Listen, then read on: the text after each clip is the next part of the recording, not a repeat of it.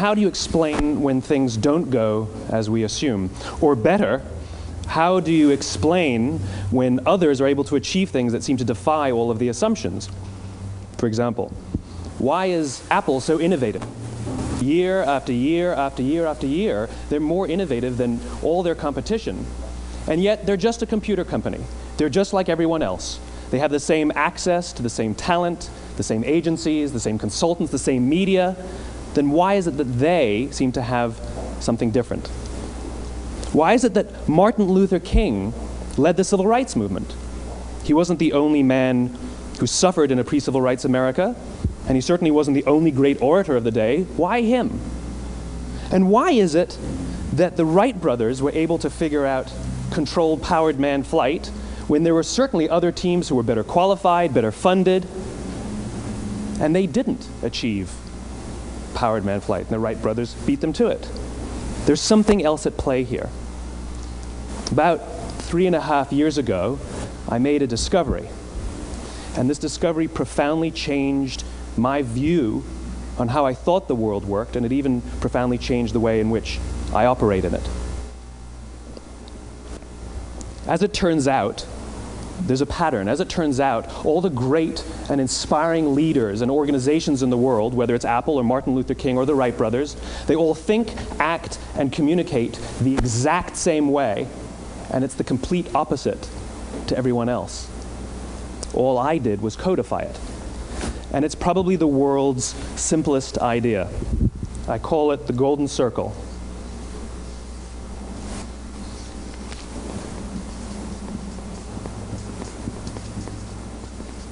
Why, how, what? This little idea explains why some organizations and some leaders are able to inspire where others aren't. Let me define the terms really quickly. Every single person, every single organization on the planet knows what they do, 100%. Some know how they do it, whether you call it your differentiating value proposition or your proprietary process or your USP. But very, very few people or organizations know why they do what they do. And by why, I don't mean to make a profit. That's a result. It's always a result. By why, I mean what's your purpose? What's your cause? What's your belief? Why does your organization exist? Why do you get out of bed in the morning? And why should anyone care? Well, as a result, the way we think, the way we act, the way we communicate is from the outside in. It's obvious. We go from the clearest thing to the fuzziest thing. But the inspired leaders and the inspired organizations, regardless of their size, regardless of their industry, all think, act, and communicate from the inside out. Let me give you an example. I use Apple because they're easy to understand and everybody gets it. If Apple were like everyone else, a marketing message from them might sound like this. We make great computers.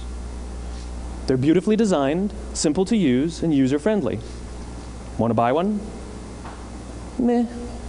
And that's how most of us communicate. That's how most marketing is done, that's how most sales is done, and that's how most of us communicate interpersonally. We say what we do, we say how we're different or how we're better, and we expect some sort of behavior, a purchase, a vote, something like that.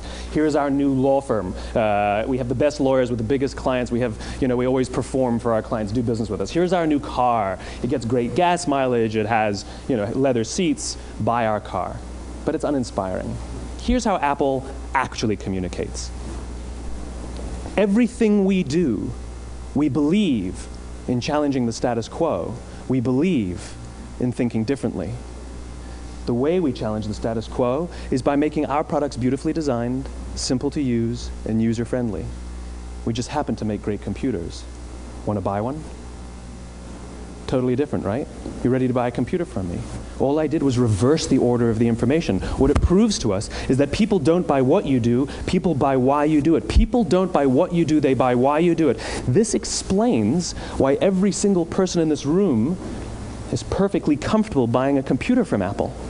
But we're also perfectly comfortable buying an MP3 player from Apple, or a phone from Apple, or a DVR from Apple.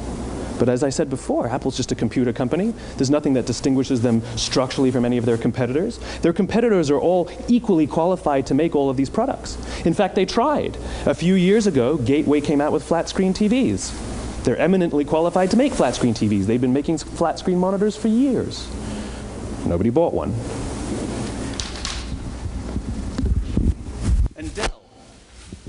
Dell came out with MP3 players and PDAs. And they make great quality products, and they can make perfectly well-designed products, and nobody bought one. In fact, talking about it now, we can't even imagine buying an MP3 player from Dell. Why would you buy an MP3 player from a computer company? But we do it every day. People don't buy what you do, they buy why you do it. The goal is not to do business with everybody who needs what you have. The goal is to do business with people who believe what you believe. Here's the best part. None of what I'm telling you is my opinion. It's all grounded in the tenets of biology, not psychology, biology. If you look at a cross-section of the human brain, looking from the top down, what you see is the human brain is actually broken into 3 major components that correlate perfectly with the golden circle. Our newest brain, our Homo sapien brain, our neocortex, corresponds with the what level. The neocortex is responsible for all of our rational and analytical thought and language. The middle 2 sections make up our limbic brains, and our limbic brains are responsible for all of our feelings, like trust and loyalty. It's also responsible for all human behavior, all decision-making, and it has no capacity for language. In other words, when we communicate from the outside in, yes, people can understand vast amounts of complicated information like features and benefits and facts and figures. It just doesn't drive behavior.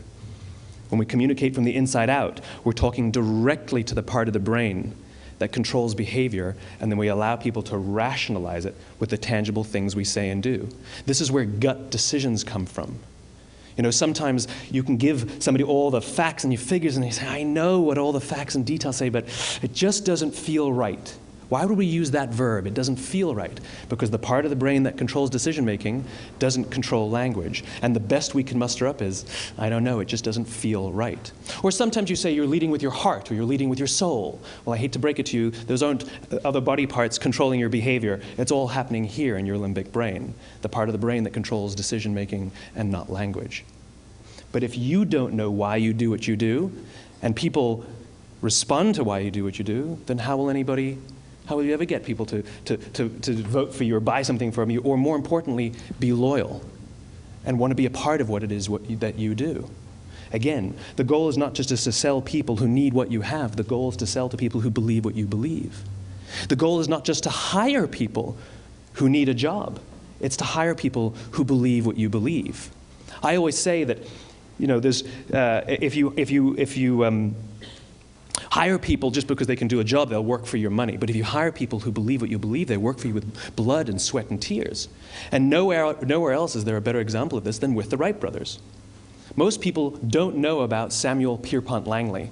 And back in the early 20th century, the pursuit of powered man flight was like the dot-com of the day. Everybody was trying it. And Samuel Pierpont Langley had what we assume to be the recipe for success. I mean, even now, you ask people, why did your product or why did your company fail? And people always give you the same permutation of the same 3 things. Undercapitalized, the wrong people, bad market conditions. It's always the same 3 things. So let's explore that. Samuel Pierpont Langley was given $50,000 by the War Department to figure out this flying machine. Money was no problem. He held a seat at Harvard and worked at the Smithsonian and was extremely well connected. He knew all the big minds of the day. He hired the best minds money could find, and the market conditions were fantastic. The New York Times followed him around everywhere, and everyone was rooting for Langley. And how come we've never heard of Samuel Pierpont Langley? A few hundred miles away in Dayton, Ohio, Orville and Wilbur Wright. They had none of what we consider to be the recipe for success. They had no money. They paid for their dream with the proceeds from their bicycle shop. Not a single person on the Wright Brothers team had a college education, not even Orville or Wilbur. And the New York Times followed them around nowhere. The difference was Orville and Wilbur were driven by a cause, by a purpose, by a belief. They believed that if they could figure out this flying machine, it'll change the course of the world. Samuel Pierpont Langley was different. He wanted to be rich, and he wanted to be famous. He was in pursuit of the result. He was in pursuit of the riches. And lo and behold, look what happened. The people who believed in the Wright brothers' dream worked with them with blood and sweat and tears. The others just worked for the paycheck. And they tell stories of how every time the Wright brothers went out, they would have to take 5 sets of parts because that's how many times they would crash before they came in for supper. And eventually, on December 17th, 1903, the Wright brothers took flight. And no one was there to even experience it. We found out about it a few days later. And further proof that Langley was motivated by the wrong thing, the day the Wright brothers took flight, he quit. He could have said, "That's an amazing discovery, guys, and I will improve upon your technology." But he didn't. He wasn't first. He didn't get rich. He didn't get famous. So he quit. People don't buy what you do, they buy why you do it. And if you talk about what you believe, you will attract those who believe what you believe. Well, why is it important to attract those who believe what you believe? Something called the law of diffusion of innovation. And if you don't know the law, you definitely know the terminology. The first 2.5% of our population are our innovators. The next 13.5% of our population are our early adopters. The next 34% are your early majority, your late majority, and your laggards. The only reason these people buy touch-tone phones is because you can't buy rotary phones anymore.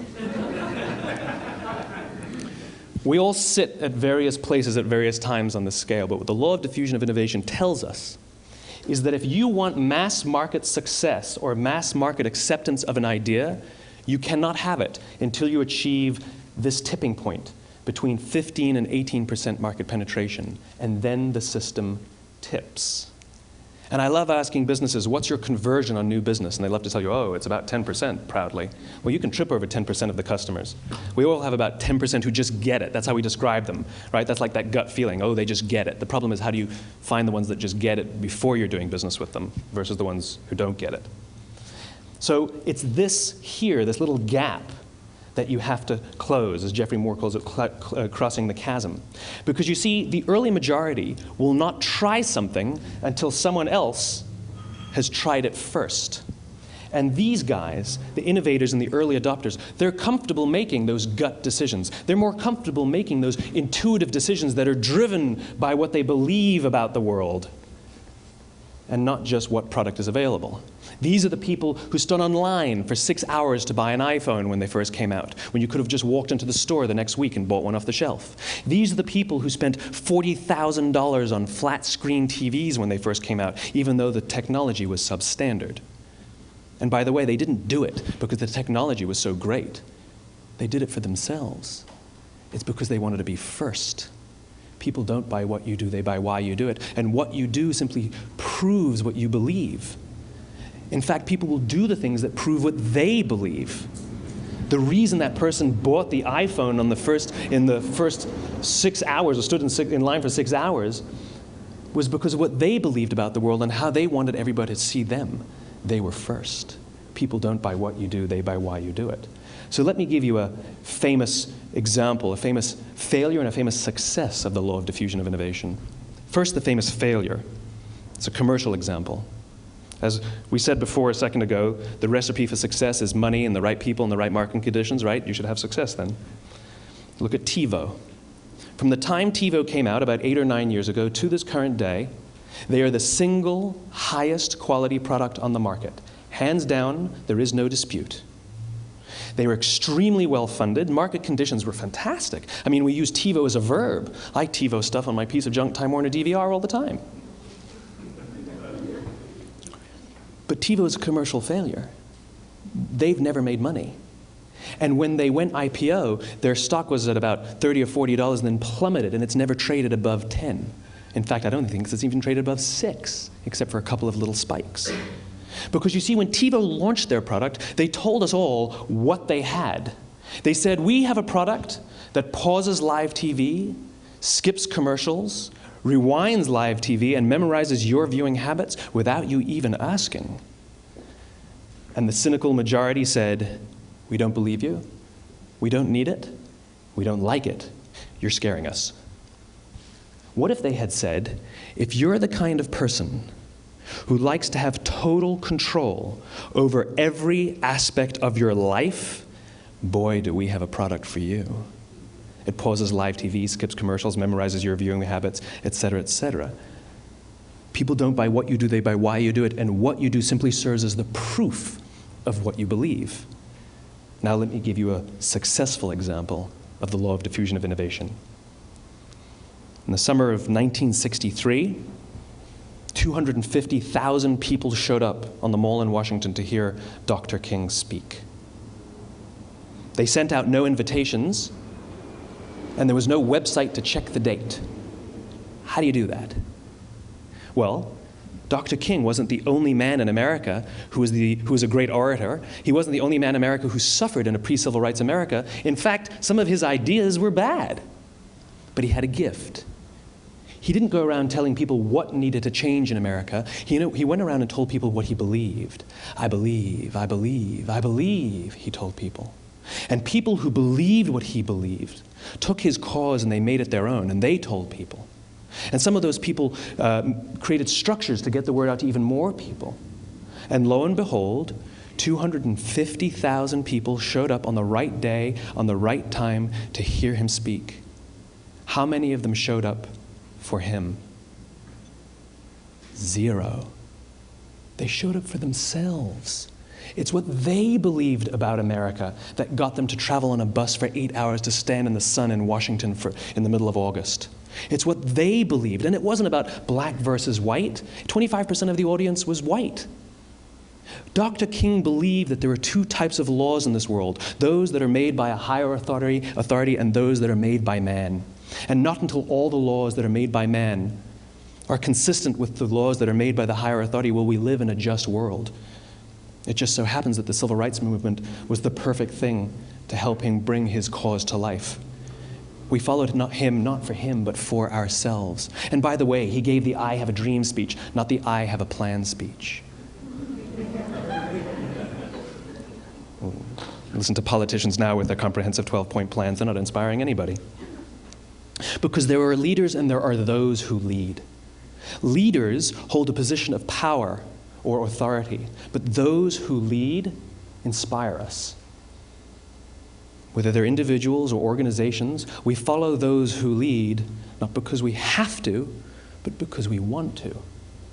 We follow those who lead, not for them, but for ourselves.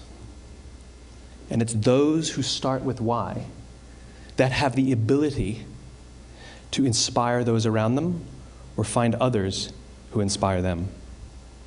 Thank you very much.